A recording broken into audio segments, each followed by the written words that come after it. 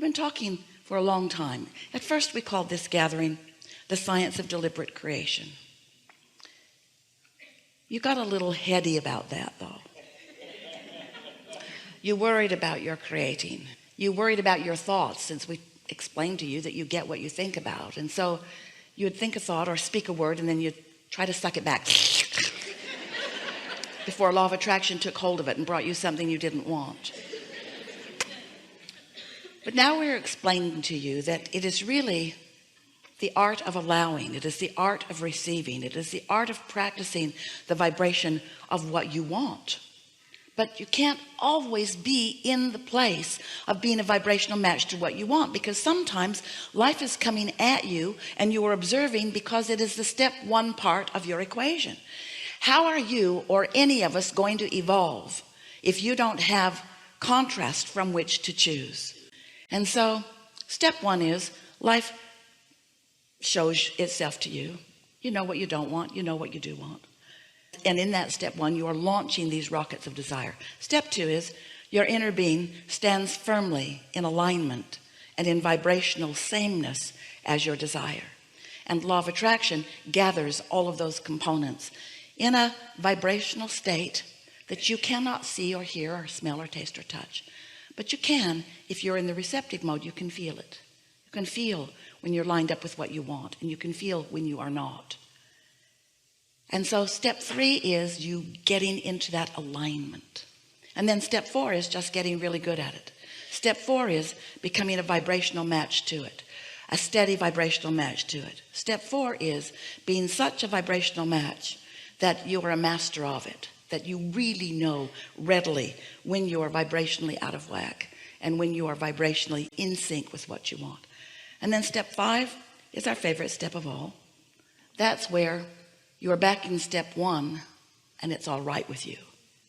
That's when you're having another new step one moment and you are understanding the value of it, because expansion comes from it.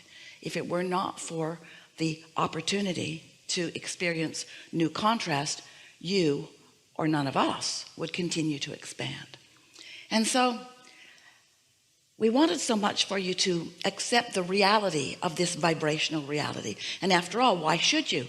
It hasn't manifested, so you can't see it or hear it or smell it or taste it or touch it. You can't point it out to others. They can't confirm to you that it is there. You can feel it, but so often if you want confirmation from others and others aren't there and they can't see it. So we've been having Esther wave her arm around, showing you this vortex. Wrote a whole book about it too, in fact. 2 books about this vortex so that you would expect the realness of it. But until it starts becoming a reality that you can see, often you don't accept it as a reality. And that's the first thing that we want you to begin to understand. We want you to be able to accept that there is a vibrational beginning place, just like there is a fetus in the womb for several months before there is a baby in your arms. There is a gestation period, and yet you accept the reality of that, even though you can't rock it in your arms yet. And you say, well, there are ways that we can see and know that it's there. And we say, yes, but stop nitpicking with us. Just go with the flawed analogy that there is a gestation period, and more and more and more and more and more, these vibrations turn to thoughts, and those thoughts turn to things. And the experience of those vibrations turning to thoughts and those thoughts turning to things is such a delicious and glorious experience. In fact, that's what you came for. You keep thinking that you came for the manifestation, for the car in the garage, or for the lover in the bed, or for the money in the bank. In fact, sometimes you said to us, as we were really giving you a lot of information about this vortex, all right, you said to us vibrationally, we hear it all. How do I get the money out of the vortex and into the bank? When does it come out where I can enjoy it? And we say, you must become a decipherer, an interpreter, a receiver of the vibration, because it is through your perception of it that it becomes reality for you. This turning these thoughts to things is subtle in the beginning. If you're not tuned to it, you don't feel the satisfaction of its existence. And that's a key word that we're wanting you to follow us through in this day. The satisfaction of its existence, even though it's not a full-blown manifestation. That's the key for you. That's the key to living happily ever after. You have to accept that there is a reality that exists, and you must feel satisfaction in its existence before you can be in the receptive mode where you can lead it, follow it, experience it, witness it all the way out into this full-fledged vibrational, but see it, hear it, smell it, taste it, touch it reality. So often your creation is unfolding, but because it is so important to you that you and others see it, that when you look for it and it isn't fully matured and you can't see it, then you doubt it. You see its absence rather than its presence. And so then you offer a vibration of contradiction about it, which holds you in a place where you're not in the receiving mode, and then your witnessing of its evolution ceases for the time of your doubt. You're following? So once you get the hang of this, once you understand that you are the creator of your own reality, and that you can be or do or have anything that you choose, and that as you are the creator, that you have created so many things, you have a vibrational reality, this vortex that we're talking about, that has so much content it would keep you busy for 20 or 30 lifetimes to experience the manifestation of it. It is magnificent what you and your lives have gathered for you. But now you got to tune to it. You've got to perceive it. You've got to receive it. You've got to be the translator of it. And as you are, we're talking about following impulses. We're talking about getting tuned in, tapped in, turned on. We're talking about starting your day in a neutral vibration because you've slept in the night and your momentum has stopped, and you've meditated this morning, and so your vibration is in sync with who you really are. And as you move into the day under those conditions, your receptiveness will be such that there will be subtle impulses that you may not even understand the meaning of. All you will know is it's a good feeling impulse that you wish to follow.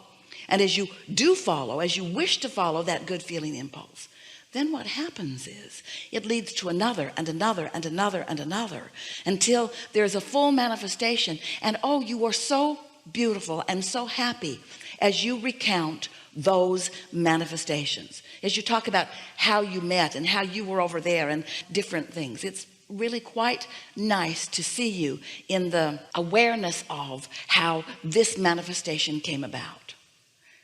And you have so many examples in your own life that will undoubtedly awaken as we are moving forward in these hours that we're. A woman said to us recently, sitting in the hot seat, that she had been wanting to come to one of these gatherings, and there was one coming to a city not so far from her, although it seemed a bit out of reach to her, and she didn't have the money to come or travel. And she was talking with a friend, a good friend. They talk about law of attraction all the time, she said. And so she was talking to her friend, and the workshop was getting closer and closer, and she was remaining good feeling about it. You might say hopeful, but hopeful has a mix of resistance in it. So she was more than hopeful. She was really expecting that somehow it was going to happen, even though people in her family thought she was crazy because she couldn't afford it, and yet she remained positive thinking about it. So one morning, just a few days before the gathering, she was walking with a friend in the woods, and they were talking about law of attraction and how powerful it is and how fun it is to know about it and how good feeling they are and what a beautiful day it was. And she looked over in the woods in the leaves, and she saw something. The sunlight caught her eye, and she went over and came up with an earring, a big diamond earring. Can't possibly be real. It's way too big to be real, but it was. Had a value of $5,000. She came to the workshop, and of all the people sitting in the audience, she lighted up nice and bright. We found her over there. She came up, told the story to everyone, and most people think, oh, what a lucky thing that was. And we say, what a law of attraction thing that was, and what a receptive mode she was in, a receptive mode that made it possible for her to be walking at the right time in the right place and looking just right when the sunlight was shining just right. How about that? At the same gathering, another woman told us another similar sort of story, that she also wanted to come to a gathering, also was waiting to gather up the money, didn't know how she was going to do it either. And a friend said that she would help her with her flight. And so she got her through an airline affiliation on standby. And the two of them were flying from two different cities to Chicago. And so she got to the airport and the flight filled and there wasn't room for her. But she didn't feel discouraged because she'd been thinking about it for a while, and she really believed she would get on the flight. And then the next flight filled and she didn't get on it either. But she still didn't lose her feeling of expectation. She called her friend who was just boarding her flight from her city, and she said, I didn't get on the first two flights. And her friend said, well, maybe you could get a flight to another city, and then you could get a flight from that city into Chicago. That's a possibility. And so the woman went to the help counter and she proposed that to the woman behind the counter, and the woman said, well, where is it you're wanting to go? And she said, I'm wanting to go to Chicago. And she said, wait a minute. And she looked and she said, I think I can get you on this flight. And so she gave her the gate assignment and off she went. And when she got onto the aircraft, she was the only passenger on it. It was a great big airplane that was being moved, and she was the only passenger on the airplane. The captain said, good morning, ma'am. The flight attendant stood in front of her and did the all just for her. When you are a cooperative component to your own desires, all providence moves too. All things that are a vibrational match to your desire are already lined up. The question is, are you lined up with your desire? And the answer is, if you're feeling good, yes. And if you're not feeling good, no. So I want to talk today about what it takes to be in that satisfaction mode, because we know sometimes it feels to you like you are a long way in terms of time or space from the unfolding of something that you want, but you really are not. You're just a vibrational smidgen away. You're just a little vibrationally out of tune because of habits of thought that you could change, just not all at once. And so we'll talk today about whatever you want. It is our intention to help you through our conversation together to find a vibrational stance of more allowing, a vibrational stance of more believing, a vibrational stance that causes you to be in that vibrational place, in that receptive mode where you get to receive, where you feel an impulse that is so strong, and when you follow that impulse, it leads to something that is more and more and more. And after a little while, you'll be so sure of this process, so sure of how it works, and so aware of where you stand in it because you're aware of how you feel, that you'll be able to little by little contour more and more of your thoughts so that you're more and more in the receptive mode of more and more of the things that you want.